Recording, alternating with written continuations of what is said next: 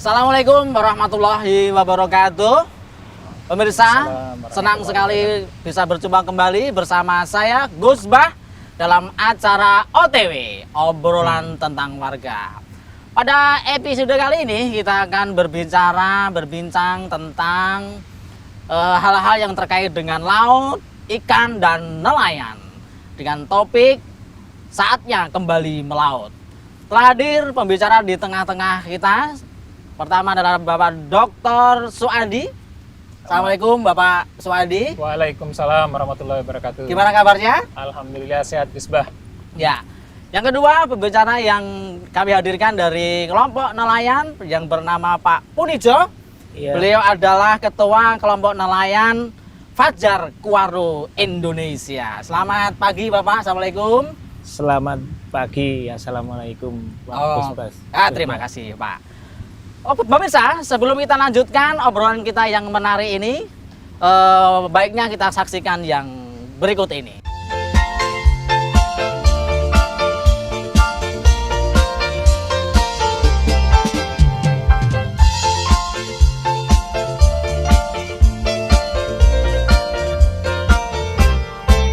Bukan lautan, hanya kolam susu. Kail dan jala cukup menghidupimu. Tiada badai, tiada topan kau temui. Ikan dan udang menghampiri dirimu. Bukan lautan, hanya kolam susu. Kail dan jala cukup menghidupimu. Tiada badai, tiada topan kau temui. Ikan dan udang menghampiri dirimu. Orang bilang tanah kita tanah surga. Tongkat kayu dan batu jadi tanaman. Orang bilang tanah kita tanah surga. Tongkat kayu dan batu jadi tanaman. Bukan lautan, hanya kolam susu. Kail dan jala cukup menghidupimu. Tiada badai, tiada topan kau temui. Ikan dan udang menghampiri dirimu.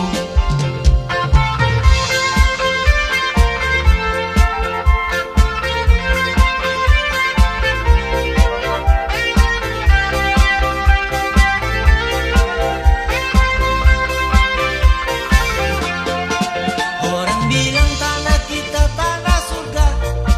Tongkat kayu dan batu jadi tanaman. Orang bilang tanah kita tanah surga. Tongkat kayu dan batu jadi tanaman.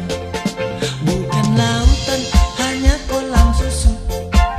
Kail dan jala cukup menghidupimu. Tiada badai, tiada topan kau temui. Ikan dan udang menghampiri dirimu. Bukan lautan, hanya kolam susu. Kail dan jala cukup menghidupimu. Tiada badai, tiada topan kau temui. Ikan dan udang menghampiri dirimu.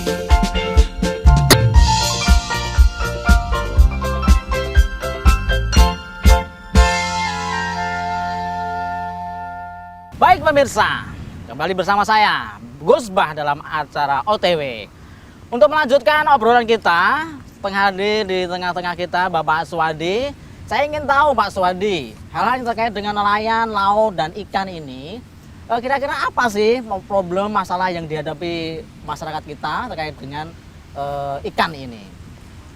Oke, Gus Bah. Jadi kalau kita bicara tentang laut, perikanan, kira-kira kita akan melihat yang pertama yang ingin saya sampaikan adalah yang menyangkut kira-kira bagaimana peran dari ikan laut ini bagi masyarakat, bagi negara gitu. Kira-kira kalau kita lihat ada ya minimal 3 peran pokok gitu ya. Satu, peran yang terkait dengan kedaulatan negara gitu ya. Kedaulatan negara. Yang kedua itu yang menyangkut ini adalah sumber penghidupan masyarakat gitu ya, yang ada di pinggir laut maupun di pinggir sungai atau yang lainnya.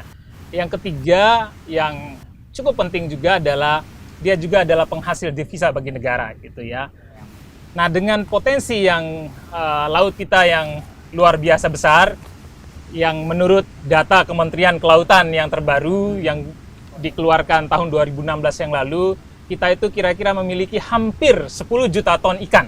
10 juta ton ikan. 10 juta ton Oke. ikan dalam setahun kalau kita kelola dengan baik. Ya, Nah, ya. produksi kita sekarang kira-kira baru sekitar 6,2 juta ton lah mungkin kalau secara agregat gitu ya. Oke. Artinya kita masih punya peluang untuk mengembangkan sektor kelautan khususnya perikanan ini ke depan gitu ya. Sampai 4 ton ke depan ya. Harapannya bisa mungkin minimal 2 juta ton gitu ya. Minimal dengan asumsi bahwa inilah yang menjadi problem tadi yang dikatakan oleh Gus Bah, bagaimana mengelola Ya, yang ya. 10 itu supaya bisa lebih baik. Mengelola 10 itu artinya kita apakah mengambil semua yang 10 Iya. atau mengambil sebagian dari 10 gitu. Oke, ngomong-ngomong tentang menangkap ikan untuk bisa sampai ke 10 juta ton. Tapi kemarin saya membaca banyak informasi kalau pemerintah melarang alat tangkap yang dipakai nelayan. Apa itu namanya cantrang gitu. Nah, itu Ya. nelayan banyak yang komplain terkait dengan kebijakan cantrang. Supaya pemerintah ingin katanya meningkat kuantitas tangkapan, tapi kok alat tangkapnya dilarang. Cantrang itu apa sih, Pak? Oke, sebenarnya terutama di tahun 2014 akhir Oktober gitu ya dengan kementerian yang baru sekarang gitu, tidak hanya cantrang. Tadi nanti kita akan membahas apa itu cantrang Oke, gitu ya. oke. Jadi kalau kita melihat kira-kira ada 4 hal penting gitu ya kebijakan yang sekarang itu didasari oleh visi gitu ya. Visi yang sekarang itu adalah satu kedaulatan, yang kedua adalah keberlanjutan, yang ketiga adalah kesejahteraan. Oke. Nah, dalam rangka kedaulatan itu lalu kebijakan yang sangat menonjol adalah melawan perikanan ilegal, pencurian ikan, Illegal fishing. illegal fishing Oke. gitu ya, yang di dalam orang perikanan menyebutnya IUU fishing, Emang ilegal. banyak Pak yang ditangkap ilegal? Sudah sejak lama diidentifikasi perikanan ilegal itu luar biasa besar, terutama oleh negara-negara yang ada di sekitar kita. Gitu Oke, ya. oke. Oh, Nah, gitu. itulah yang dilawan. Nah, melawan perikanan ilegal artinya juga menjaga kedaulatan. Siap. Itu yang pertama. Ya. Nah, terkait dengan itu gitu lalu berkembang kebijakannya yang menyangkut isu-isu keberlanjutan. Nah, isu-isu keberlanjutan itu misalnya tadi yang disebutkan supaya ikannya semakin lama bisa kita manfaatkan dalam jangka yang panjang, alat-alat yang berpotensi merusak sumber dayanya dilarang. Salah satunya cantrang. Oh, Tapi tidak hanya cantrang, ada yang disebut dengan moratorium. Jadi penutupan kegiatan aktivitas penangkapan oleh kapal ikan ex asing Oke. atau bahkan investasi Pak asing Suwardi, dilarang. apakah memang semua cantrang itu dalam tanda kutip merusak lingkungan sehingga keberlanjutan ikan itu? Sebenarnya itu menjadi perdebatan di kalangan akademisi. Oke. Menjadi perdebatan sampai seberapa sih merusaknya gitu Ya, ya. Itu ya. masih menjadi perdebatan hingga hari ini gitu ya. Begitu, ya. Kira-kira merusaknya itu seberapa merusak gitu ya.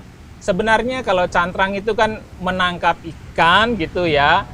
Lalu ada jaring, yang jaring itu ukurannya dari yang besar sampai yang paling Yang kecil kecil. itu Oh. berjejer lalu ditarik. Nah, sehingga semua ikan itu masuk. Oh, begitu. Ya. Semua ikan masuk, lalu itulah yang menyebabkan pertanyaan kalau semua ikan masuk, yang cilik-cilik pun, yang kecil-kecil pun terambil, ini ketangkap. merusak gitu. Oke. Sehingga Bentar harus dulu, Pak dilarang. Suwardi. Ya. Saya mau konfirmasi ke Pak nelayan. Oke, Nah, Pak baik. Mulijo, apa memang seperti itu cantrang itu, Pak Mulijo? Bapak sebagai pelaut ya yang Ya. menangkap ikan apa seperti Pak Suwardi sampaikan tadi? Ya kalau memang cantrang itu ya apa yang dikatakan oleh Pak Suwardi itu memang benar karena dari cantrang sendiri kan dari ukuran yang jaring yang mata besar sampai yang mata kecil itu dipakai karena kan satu itu dan itu cara operasinya kan sebenarnya digeret gitu loh. Tarik ya. Iya ditarik. Tadi semua ikan yang katakanlah yang ada di situ pasti kena. Lah itu yang kami sesalkan atau kami tidak begitu berkenan di hati nelayan-nelayan terutama yang ada di sini itu kan yang kecil-kecil itu kan akan juga akan Ketangkep mati juga. juga ketangkep dan Begitu. akhirnya tidak kurang bermanfaat lah dalam kehidupan itu yang kecil-kecil. Saya kira itu kalau untuk cantrang. Tapi kalau bagaimana kalau mata jaring cantrangnya itu dilebarin sehingga yang kecil-kecil nggak kena, itu gimana Pak? Emang merugikan nelayan?